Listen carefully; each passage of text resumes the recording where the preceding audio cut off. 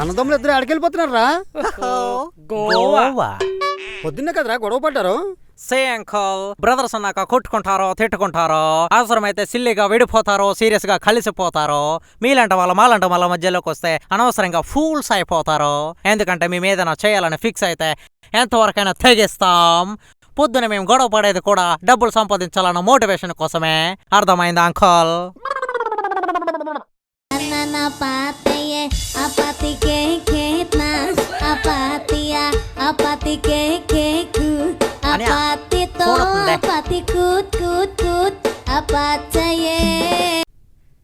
Hello రేయ్, ఏంట్రా ఇది? వాట్సాప్లో స్టేటస్ చూసా, మా దగ్గర డబ్బులు దబ్బేసి మీ ఇద్దరు గోవాకి వెళ్తారా చెత్త నా కొడకల్లారా?